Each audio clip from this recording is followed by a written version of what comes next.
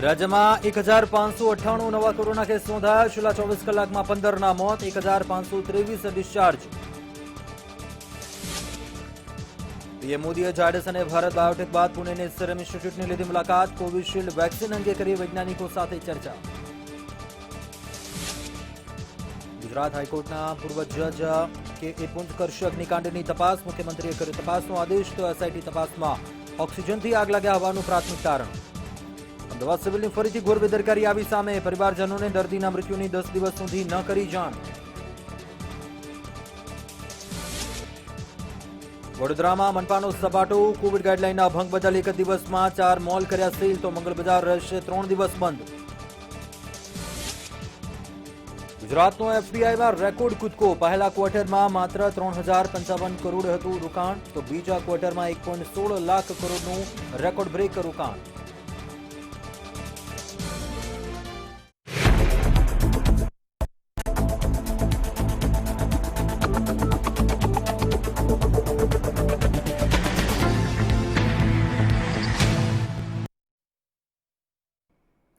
નમસ્કાર, 8ના ટકોરે બુલેટિનની સાથે હું કુંજ આપનું સ્વાગત કરું છું.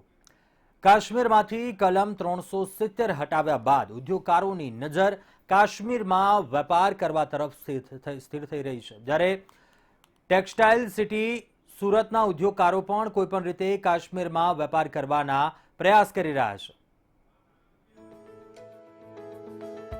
સુરતની આવડત અને હુનરને સલામ.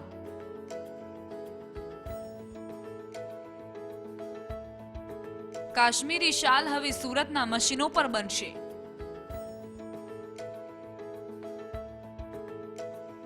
સુરતનો વેપાર હવે કાશ્મીર પહોંચ્યો.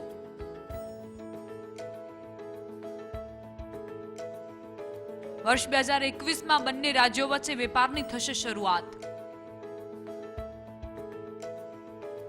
એક છે ધરતીનું સ્વર્ગ અને બીજું છે આવડત અને હુનરનું શહેર. જ્યારે બંનેનો સમન્વય થાય ત્યારે પ્રગતિ નિશ્ચિત બને છે. કાશ્મીરમાંથી કેન્દ્ર સરકારે કલમ 370 હટાવતા જ દેશભરના રોકાણકારો હવે કાશ્મીરમાં વેપાર વધારવા તરફ મીટ માંડવાનું વિચારી રહ્યા છે. ત્યાં સુરતના વેપારી કાશ્મીર પહોંચી પણ ગયા છે. વિદેશ સહિત ઠંડા પ્રદેશોમાં કાશ્મીરની હાથ વણાટની શાલની ભારે માંગ હોય છે. કાશ્મીરના કારીગરો આધુનિક ઢબે આ શાલ નથી બનાવતા. તેઓ હાથ દ્વારા જ એમ્બ્રોઇડરી વર્ક કરી છે. જો કે હવે આગામી સમયમાં સુરતના એમ્બ્રોઇડરી મશીન પર કાશ્મીરી કારીગરોનો હુનર જોવા મળશે. પીએમ મોદીને ટ્વીટ કરતા સુરતના વેપારીને હકારાત્મક જવાબ મળ્યો હતો. और क्योंकि मैं एम्ब्रॉयडरी बिजनेस से जुड़ा हुआ हूँ, हमने यहाँ हजारों लोगों को काम सूरत में दिया है, तो मेरे दिमाग में ये आया कि अगर हम यही मशीनों का काम वहाँ भी शुरू करें और उन लोगों को मशीनों पे सिखाएं कि ये मशीनों से कैसे काम होता है, तो मैंने उनको एक ट्वीट किया कि क्या ऐसा हो सकता है. वो ट्वीट एक मजाक का था, लेकिन કાશ્મીરી શાલમાં હવે સુરતનું કામ પણ દેખાશે.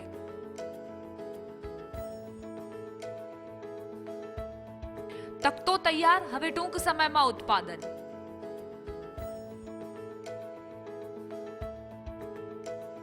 વિદેશથી મંગાવાશે નવા મશીન.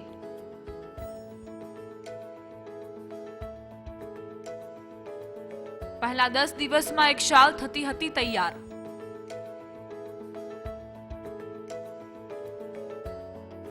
હવે એક જ દિવસમાં 2 શાલનું થશે ઉત્પાદન. કાશ્મીરના કારીગરોને પરવડી શકે તેમ નાના મશીનો લાવવા તકતો તૈયાર કરાયો છે. જાપાન સહિતના અન્ય દેશોમાંથી નાના મશીન મંગાવવા તૈયારીઓ શરૂ કરી દેવાઈ છે. આગામી જાન્યુઆરી 2021માં કાશ્મીરના ગુલમર્ગ રોડ વિસ્તારમાં વર્કશોપનું આયોજન કરવામાં આવશે, જેમાં કાશ્મીરના કારીગરોને મશીન ઓપરેટ કરતા શીખવવામાં આવશે. એટલું જ નહીં, પણ હાથ વણાટ અને મશીન એમ્બ્રોઇડરીમાં કોઈ ફરક નથી એ વિશે પણ સમજણ આપવામાં આવશે. 80% કામ મશીન પર કર્યા બાદ 20% કામ હાથથી કરવું પડશે, જેથી ગુણવત્તામાં કોઈ ફરક નહીં પડે. और उनको बनाने में एक शॉल बनाने में एक हफ्ता लग जाता है. मैंने वही उनको जाके बताया. मैं यहाँ से बहुत सारे डिज़ाइन कश्मीरियों के ही यहाँ से बना के लेके गया और उनको मैंने दिखाया कि यही सेम काम मशीन से जो आप एक शॉल बनाने में 1 हफ्ता लगाते हो, वही काम चंद घंटों में हो सकता है. एक ही दिन में वो काम आपका पूरा हो सकता है जिसमें आपको एक हफ्ता लगता है। कॉस्टिंग आपकी उतनी ही रहने वाली है, लेकिन आपके प्रॉफिट्स और प्रोडक्शन कितनी ज़्यादा बढ़ जाएगी और आपके उस काम में सफाई भी हाथ से ज़्यादा आएगी। ઉત્પાદન વધશે અને ખર્ચ તથા મહેનત ઘટશે. વર્ષો જૂના મશીન અને હાથવણાટ પર શાલ બનાવતા કાશ્મીરના કારીગરો આધુનિક મશીનને કઈ રીતે અપનાવે અને ગુણવત્તા પણ જાળવી રાખશે તેવો સુરતના વેપારીઓને વિશ્વાસ છે. ત્યારે હવે સમયની સાથે બદલાઈને કાશ્મીરના શાલમાં પણ લેટેસ્ટ ડિઝાઇનની સાથે કાશ્મીરી વણાટ જોવા મળશે. કેમેરામેન રાકેશ રાજપૂત સાથે સંજય મહંત, મંતવ્ય ન્યૂઝ, સુરત. કોરોના મહામારીના સંકટને કારણે ગુજરાતમાં વિદેશી મૂડીરોકાણનું પ્રમાણ આ વર્ષના પહેલા ક્વાર્ટરમાં ઘટ્યું હતું. જોકે જુલાઈથી સપ્ટેમ્બરના બીજા ક્વાર્ટરમાં ગુજરાતે વિદેશી રોકાણ મામલે રેકોર્ડ બ્રેક કર્યો છે. એફડીઆઈમાં ગુજરાતનો ડંકો. એફડીઆઈ ક્ષેત્રે ફરીથી ગુજરાતનો ડંકો. ગુજરાતે કર્યો રેકોર્ડ બ્રેક. પહેલા ક્વાર્ટરમાં વિદેશી રોકાણ ઘટ્યું. બીજા ક્વાર્ટરમાં ગુજરાતે કર્યો વિક્રમ. એપ્રિલથી જૂન સુધી માત્ર રૂપિયા 3055 કરોડ રોકાણ હતું, તો બીજા ક્વાર્ટરમાં 1.16 લાખ કરોડનું વિદેશી રોકાણ આવ્યું છે. કેન્દ્ર સરકારના department of promotion of industries and international ટ્રેડના અહેવાલમાં આ વિગતો બહાર આવી છે. રિપોર્ટ પ્રમાણે રાજ્યમાં છેલ્લા એક વર્ષમાં 1.38 લાખ કરોડનું વિદેશી રોકાણ આવ્યું છે. દેશમાં કુલ રોકાણ 35% વિદેશી રોકાણ ગુજરાતમાં આવ્યું છે. દેશમાં છેલ્લા 20 વર્ષમાં 30 લાખ કરોડનું વિદેશી રોકાણ છે. જુલાઈથી સપ્ટેમ્બર સુધી દેશમાં રૂપિયા 1.75 લાખ કરોડ રોકાણ આવ્યું છે. ઓગસ્ટમાં જ રૂપિયા 1.30 લાખ કરોડ રોકાણ આવ્યું છે.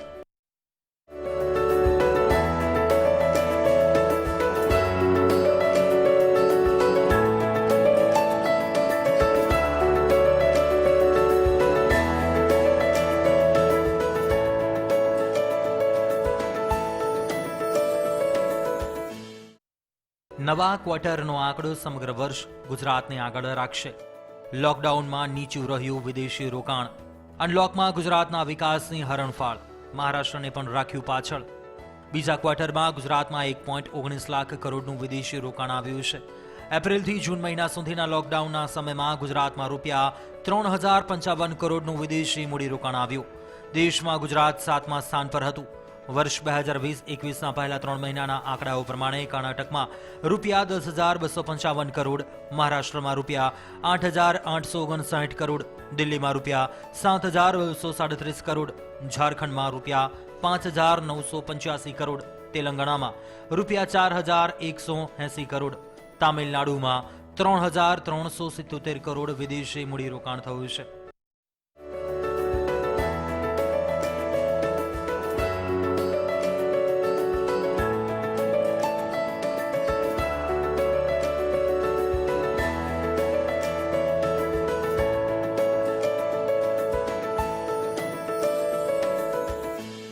દેશના કુલ વિદેશી રોકાણમાં ગુજરાતનો 10% હિસ્સો.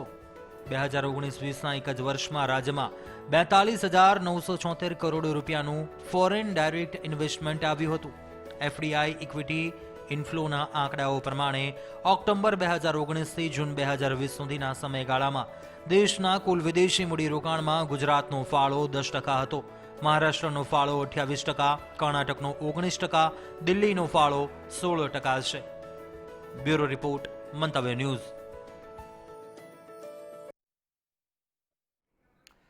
સુરત મ્યુનિસિપલ કોર્પોરેશને સમગ્ર રાજ્યમાં એક અનોખું ઉદાહરણ અને અન્ય મહાનગરપાલિકા અને નગરપાલિકાઓ માટે પૂરું પાડ્યું છે, જે કુદરતી સ્ત્રોત પર નિર્ભર રહીને સમગ્ર સુરત શહેરને ઝગમગતું રાખે છે.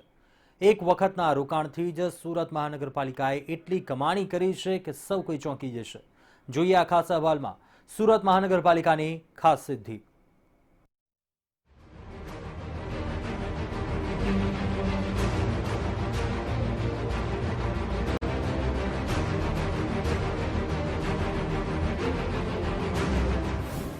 સ્વાવલંબી સુરતની ખાસ તાસીર. કચ્છના રણ અને સૌરાષ્ટ્રમાં વિન્ડ પાવર પ્લાન્ટની કરી સ્થાપના. વર્ષે 34 કરોડની કરી કમાણી.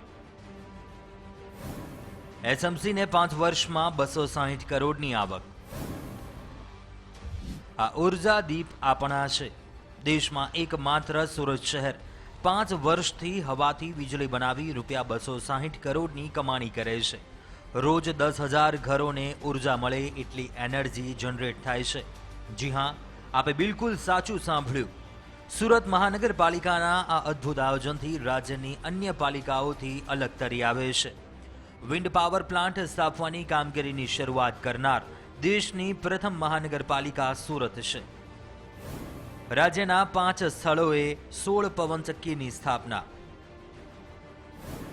એસએમસી દ્વારા 32.4 મેગાવોટના વિન્ડ પાવર પ્લાન્ટની સ્થાપના.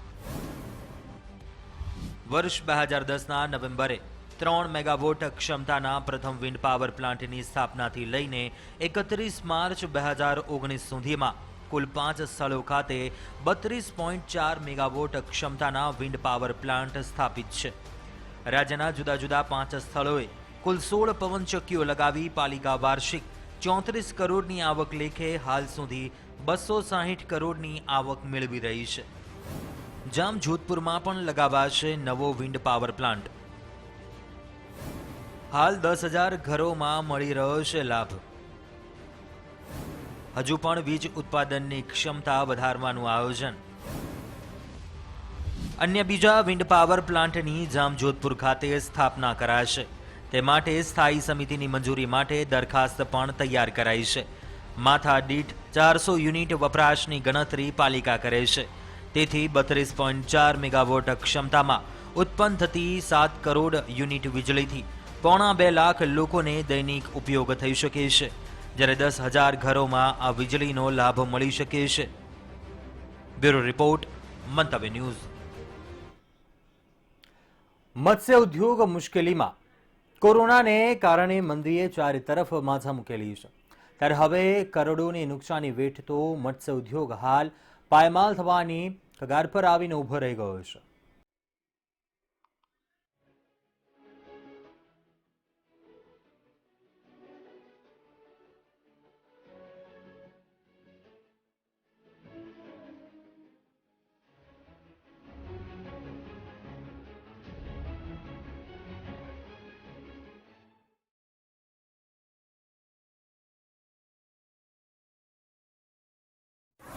માછીમાર ઉદ્યોગને મોટો ફટકો.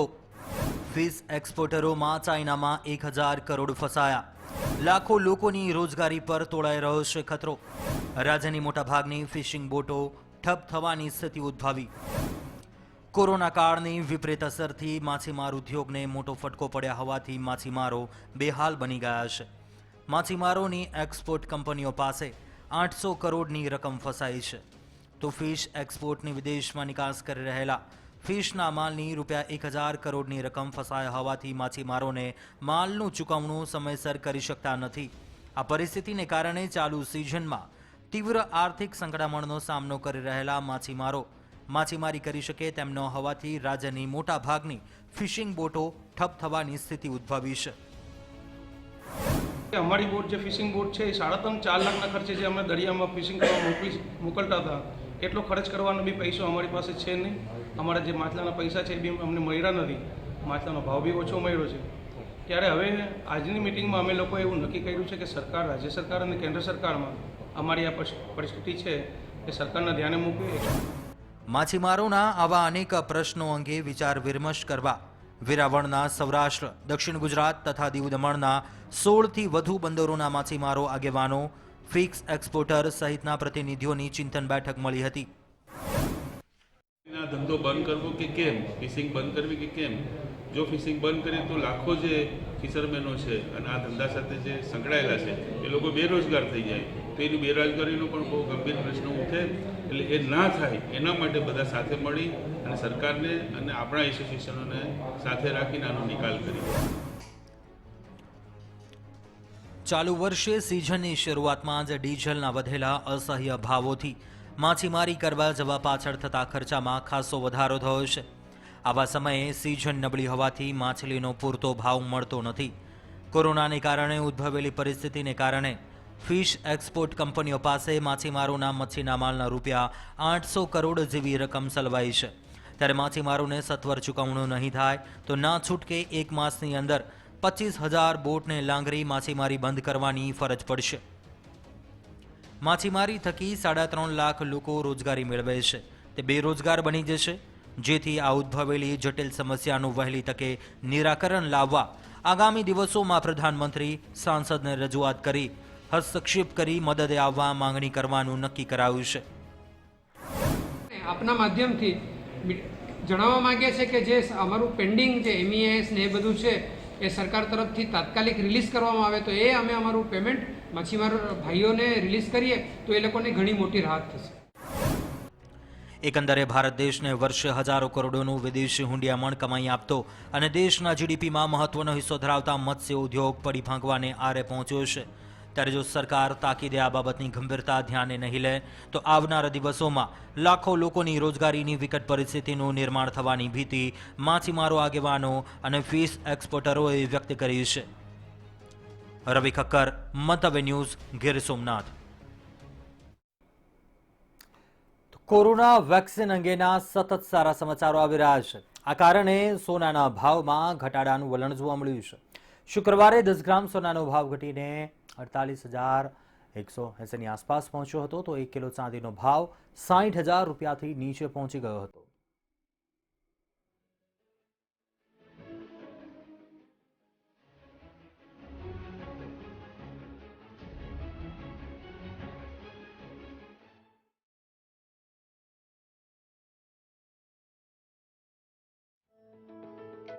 ભાવ ઘટ્યા, માંગ વધી.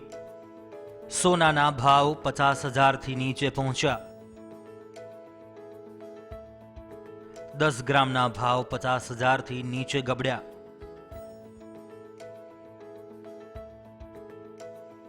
લગ્નસરામાં જ ભાવ ઘટતા માંગ વધી.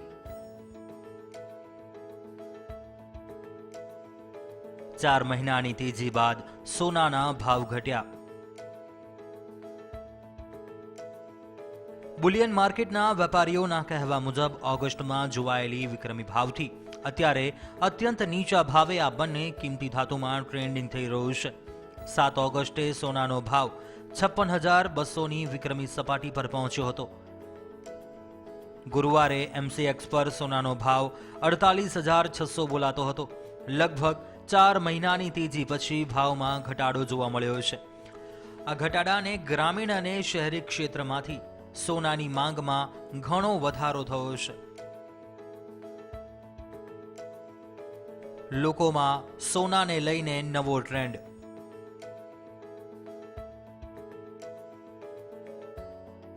ઓનલાઈન સોનાની ખરીદી પણ વધી.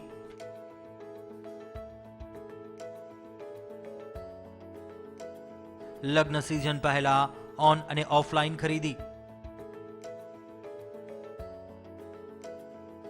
રોકાણ તરીકે પણ લોકોની પહેલી પસંદ સોનું.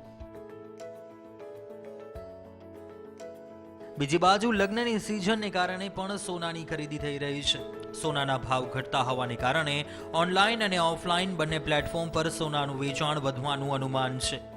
ઇન્ડિયા બુલિયન એન્ડ જ્વેલર્સ એસોસિએશનના જણાવ્યા પ્રમાણે માંગ વધી રહી છે અને કિંમત ઘટતા ગ્રાહકોમાં ખરીદી વધી રહી છે.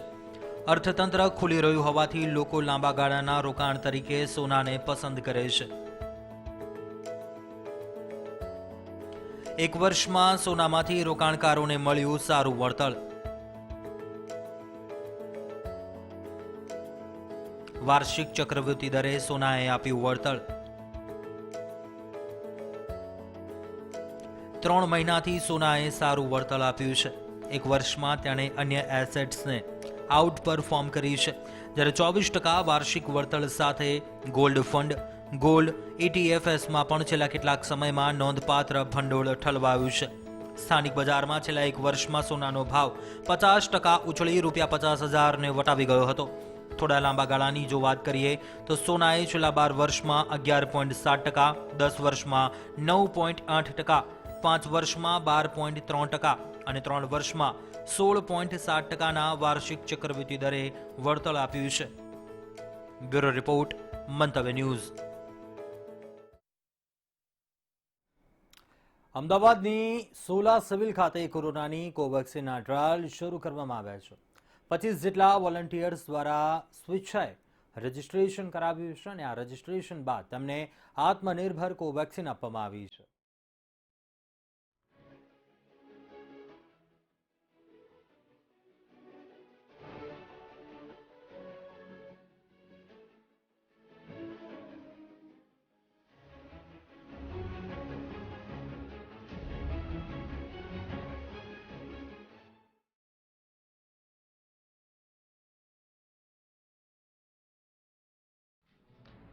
હૈદરાબાદના તેલંગાણામાં બનાવવામાં આવેલી આ આત્મનિર્ભર રસી વધુમાં વધુ લોકોને જલ્દી મળી રહે તે હેતુસર આ રસીનું ટ્રાયલ કરવામાં આવ્યું. અમદાવાદની સોલા સિવિલ હોસ્પિટલમાં સામેથી વોલન્ટિયર રજીસ્ટ્રેશન કરાવી રહ્યા છે. 25 જેટલા વોલન્ટિયર્સનું રજીસ્ટ્રેશન કર્યા બાદ રસી આપવામાં આવી. 2 ડોઝ હોય છે જે 0.5 ml ઇન્ટ્રામસ્ક્યુલર આપવાનો છે અને એ વેક્સિન અમારે 1 મહિનાના અંતરે આપવાની છે. એટલે આ અમે એમને એક્સપ્લેન કર્યું છે અને પછી એમને ટોટલ 12 મંથ સુધી ફોલોઅપ કરવાનું છે. જે પણ વોલન્ટિયર્સ વેક્સિન માટે આવે છે તે તમામ લોકોને સૌપ્રથમ RT-PCR ટેસ્ટ કરવામાં આવે છે. ત્યારબાદ તેના ફેમિલી હિસ્ટ્રી ચેક કરવામાં આવે છે. ઉપરાંત દર્દીને ડાયાબિટીસ કે બીપી છે કે નહીં તે બાબતની ચકાસણી કરવામાં આવે છે અને ત્યારબાદ ફોર્મ ભરાવી વેક્સિન આપવામાં આવે છે. વેક્સિન આપ્યા બાદ અડધો કલાક સુધી વોલન્ટિયરને મોનિટર કરવામાં આવે છે અને ત્યારબાદ તેને કોઈ સિમ્ટમ્સ જનરેટ થાય છે કે નહીં તે ચકાસ્યા બાદ ઘરે મોકલાય છે અને 15 દિવસ બાદ ફરી વોલન્ટિયર્સની તપાસ અને રિપોર્ટ કરવામાં આવે છે. જો રસી આપ્યા બાદ કેવા સિમ્ટમ્સ જનરેટ થાય છે તે જોઈએ તો ક્યારેક તાવ આવવો, ચક્કર આવવા કે પછી માથું દુખવું આવા કોઈ સિમ્ટમ્સ દેખાય તો તે તરત સત્તાધીશો કે પછી ડોક્ટરનો સંપર્ક કરી શકે છે. વેક્સિનમાં જે આપણે ક્રાઇટેરિયા પ્રમાણે આપણે 18 વર્ષથી ઉંમરના અને 60 વર્ષથી નીચેના અને જેને કોઈ કોમોર્બિડિટી ના હોય તેવા અને ફિમેલ પેશન્ટ હોય તો તે જે કોઈને એ પ્રેગ્નન્ટ ના હોવા જોઈએ એવા તમામ વોલેન્ટિયરને આપણે ઇન્ક્લુડ કરવામાં આવે છે અને આમાં તમામ પ્રકારની તકેદારી રાખવામાં આવે છે. તો રસી લીધા બાદ વોલન્ટિયર્સને કેવો અનુભવ થાય છે આવો સાંભળીએ. તકલીફ નથી, એકદમ સામાન્ય ઇન્જેક્શન હોય એના જેટલો જ, બાકી કોઈ જ તકલીફ નથી. મારી સાથે પહેલાં RT-PCR ટેસ્ટ કરવામાં આવ્યો, બ્લડ સેમ્પલ લેવામાં આવ્યા, એના પછી વેક્સિન આપવામાં આવી હતી. કોઈ એવું લાગતું નથી કે વેક્સિન લીધી છે, કોઈ પ્રોબ્લેમ નથી હતી. હાલ તો અમદાવાદની સોલા સિવિલ હોસ્પિટલમાં વોલન્ટિયર્સ પણ મોટી સંખ્યામાં જોડાઈ રહ્યા છે અને તેમના પોઝિટિવ અભિગમ બતાવી રહ્યા છે, જેને આપણા દેશનું પોઝિટિવ પાસું કહી શકાય. કોરોના મહામારીને કારણે જે લોકોમાં ડર છે તેને લઈને હવે વેક્સિન જે છે તે આવી પહોંચી છે. કોવેક્સિન કોરોનાની જે છે તે ભારતમાં સૌપ્રથમ અમદાવાદની અંદર સોલા સિવિલ હોસ્પિટલમાં આપવામાં આવી. જો વાત કરીએ તો 25 જેટલા વોલન્ટિયર્સ છે તેમણે રજીસ્ટ્રેશન કરાવેલું છે. એટલે ખાસ જો વાત કરીએ તો આ જે રસી જે છે તે રસી હવે લોકોની ઉપર ટ્રાયલ માટે આવી ગઈ છે અને લોકો જે છે તે સ્વેચ્છાએ રસી લેવા માટે આવી રહ્યા છે અને સાથે જ સૌ કોઈ લોકો રસી લે તેવી પણ એક વોલન્ટિયર્સ જે છે તેઓ પણ આશા રાખી રહ્યા છે કે જે કોરોના જે છે તે આ જે રસી છે તેના દ્વારા નાથી શકાય. કેમેરા પર્સન વિરલ વ્યાસ સાથે બૃંદા રાવલ, મંતવ્ય ન્યૂઝ, અમદાવાદ. કેન્દ્ર સરકારે ઘડેલા નવા કૃષિ કાયદાના વિરોધમાં આંદોલન કરી રહેલા હજારો ખેડૂતો પાટનગર, નવી દિલ્હી આવી પહોંચ્યા. 6 મહિનાનું રાશન લઈને એકઠા થયેલા આ હજારો કિસાનો લાંબા ગાળાની લડાઈની તૈયારી સાથે પહોંચ્યા છે દિલ્હી. ખેડૂતોની રણનીતિ રંગ લાવી.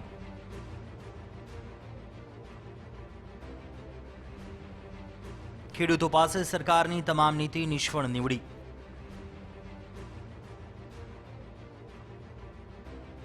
ખેડૂતોએ સંપૂર્ણ તૈયારીઓ સાથે શરૂ કર્યું છે આંદોલન.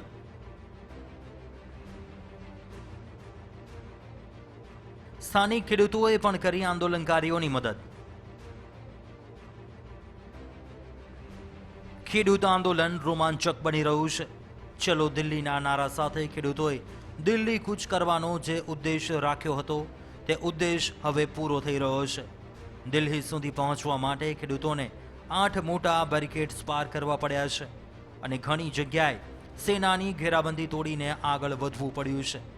પરંતુ આ બધું એટલું આયોજનબદ્ધ રીતે કરવામાં આવ્યું કે તેમની સામે પ્રશાસનની તમામ રણનીતિ નિષ્ફળ નીવડી રહી છે. સ્વતંત્ર ભારતના ઇતિહાસમાં કદાચ આવું પહેલીવાર થયું છે જ્યારે આંદોલનકારીઓને રોકવા માટે ખુદ પ્રશાસને રસ્તા ખોદી નાખ્યા હતા. સામાન્ય રીતે આંદોલન કરતા લોકો પર સંપત્તિને નુકસાન પહોંચાડવાનો આરોપ લગાવવામાં આવતો હોય છે, પરંતુ આ આંદોલનમાં સરકાર પર જ આરોપ લગાવવામાં આવ્યો છે. પંજાબ અને હરિયાણાથી આવેલા ખેડૂતો જાણતા હતા કે પ્રશાસન તેમને રોકવા માટે શક્ય એટલા પ્રયત્નો કરશે, તેથી તેમણે તેને ટક્કર આપવાની વ્યવસ્થા પહેલેથી જ કરી લીધી હતી. ખેડૂતોના કાફલામાં એવા યુવકો સામેલ હતા જેઓ ટ્રેક્ટર સ્પર્ધામાં વિજેતા રહ્યા અને ઘણા પ્રકારના સ્ટન્ટ ટ્રેક્ટર પર કરતા હતા. આ યુવકો માટે ભારે બેરિકેડ્સને ટ્રેક્ટરની મદદથી ખસેડવા તેમના માટે મિનિટોનું કામ છે. આ આખા રસ્તા પર ઘણી જગ્યાએ સ્થાનિક પોલીસે ખેડૂતો પર વોટર કેનન પણ ચલાવી. તેમ છતાં ખેડૂતોની આગળ વધવાની ગતિમાં કોઈ ખાસ ઘટાડો આવ્યો ન હતો. આગળ વધવા માટે જેટલી જરૂરી ચીજવસ્તુઓ હતી તે ખેડૂતો તેમની સાથે લઈને જ નીકળ્યા હતા. ખેડૂતોની સાથે બેરિકેડ તોડાવનારા નિષ્ણાતોની સાથે સાથે મેકેનિક પણ સામેલ હતા, જેથી ક્યાંય કોઈની ગાડી ખરાબ થાય તો પણ તેઓ તેને ઠીક કરી શકે. આ ઉપરાંત આંદોલનકારીઓના કાફલામાં ડોક્ટર પણ સામેલ હતા, જે મેડિકલ ઇમરજન્સીમાં સ્થિતિ સંભાળી શકે. એક તરફ ખેડૂતોને રોકવા પોલીસ નક્સલી જેવી રણનીતિ અપનાવી રહી છે, બીજી તરફ સત્તાનો સંપૂર્ણ ઉપયોગ કરી ખેડૂતોને રોકવામાં આવી રહ્યા છે. પરંતુ અત્યાર સુધીની સ્થિતિ જોતા તો એમ લાગે છે કે જાણે હવે આંદોલનકારી ખેડૂત ટસનો મસ નથી થવાનો, તે જાણે સંપૂર્ણ લડી લેવાના મૂડમાં આવ્યો છે. બ્યુરો રિપોર્ટ, મંતવ્ય ન્યૂઝ. અત્યારે હાલ 8ના ટકોર બુલેટિનમાં બસ આટલું. મને આપશો રજા. વધુ સમાચાર માટે આપ જોતા રહો મંતવ્ય ન્યૂઝ. વધુ અપડેટ મેળવવા માટે આપ લોગિન પણ કરી શકો છો મંતવ્યન્યૂઝ.com પર. નમસ્કાર.